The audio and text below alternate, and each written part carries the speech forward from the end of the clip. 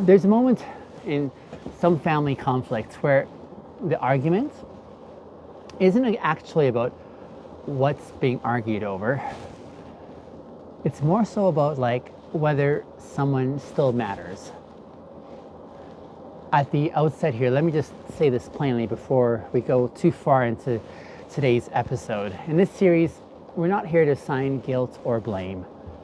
What I'm here to do is to slow down the situation until we can actually hear what's actually being demanded or said and what's being resisted.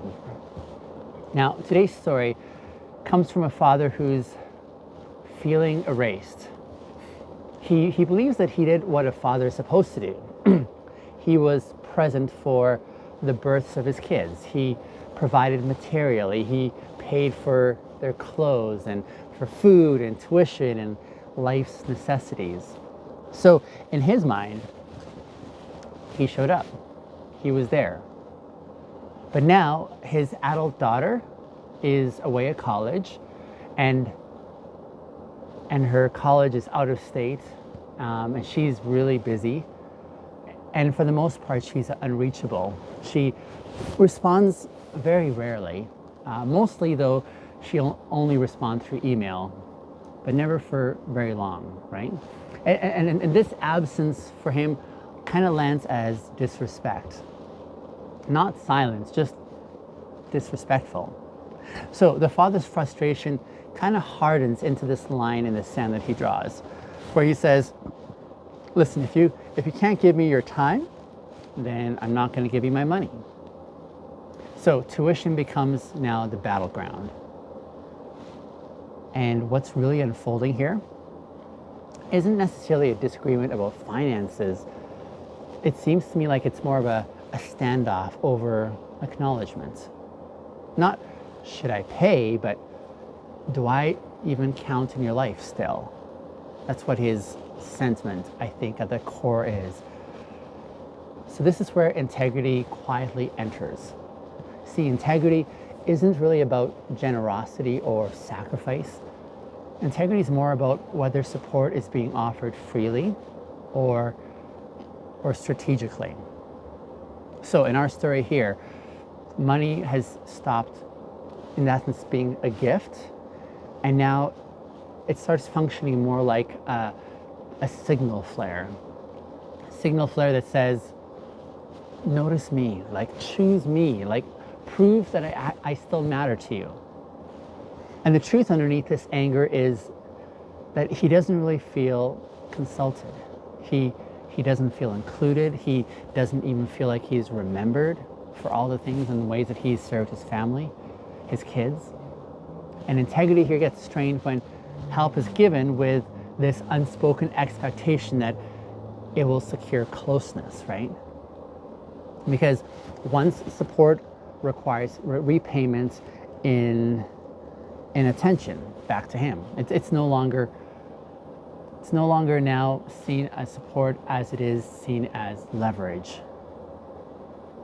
Let me talk just a few moments about intimacy as well here too. See, intimacy between a parent and an adult child isn't necessarily built on access.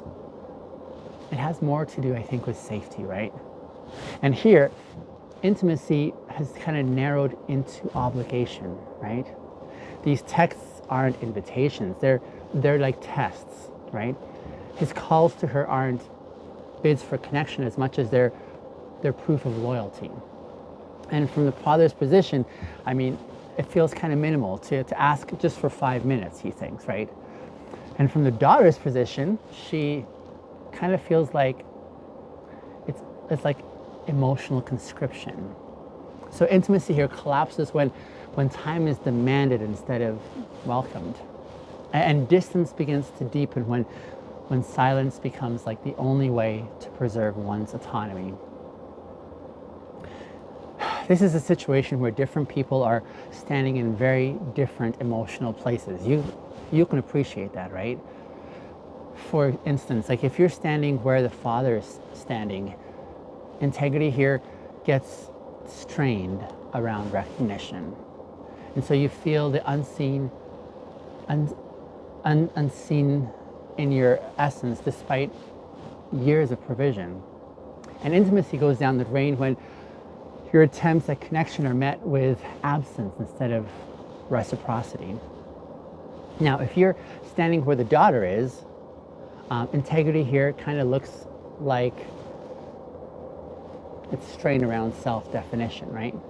You're trying to build an adult life while you're still being tethered by these expectations that just feel heavy, and then intimacy kind of feels strained here when it just feels like you're being monitored instead of given autonomy.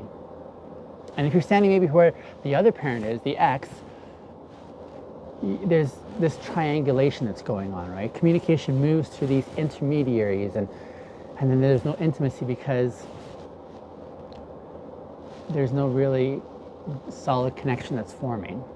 And none of these positions are theoretical, right? I mean, these are positions and experiences that have lived in bodies and inboxes and bank statements and missed calls, right?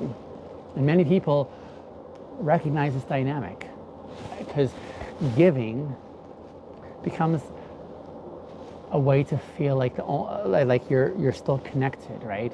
And withholding, it seems like it's just a way to feel like you're heard.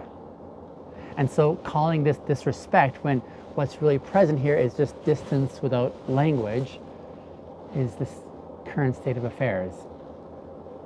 Listen, I've seen how quickly generosity can curdle into resentment when it's really carrying unmet emotional needs, right? So this isn't a story about a selfish child or a controlling parent. It's about how easily care becomes transactional when intimacy hasn't been renegotiated for a season in adulthood, right? Now there's a quiet agreement that's operating underneath this whole conflict, and it kind of sounds like this. It sounds like if I support you, then you owe me access. That's basically how it translates. This agreement is rarely spoken, but once it's in place, every unanswered message feels like betrayal, right? And when this pattern goes unexamined, the cost now is relationships. Money becomes weaponized, silence becomes defensive, and both sides feel justified while they're actively growing apart. So pause with this question, if you would. And you don't have to answer it, just notice what goes on for you as you're considering it. Where in your life have you tried to buy closeness instead of renegotiating it? Let that question sit for a moment. And listen, if this episode brings someone to mind, a parent or a child or even yourself, you're welcome to share it. Because sometimes language softens statements that pressure only tends to harden. And if you engage here, let me encourage you, keep it reflective in the comments. Share, for example, what this helped you see or what finally felt clarified. Because this work isn't about choosing sides. It's more so about seeing the structure that keeps people stuck, right? And then deciding whether it still serves anyone. Thanks for wrestling with me on this. I'll see you in tomorrow's episode.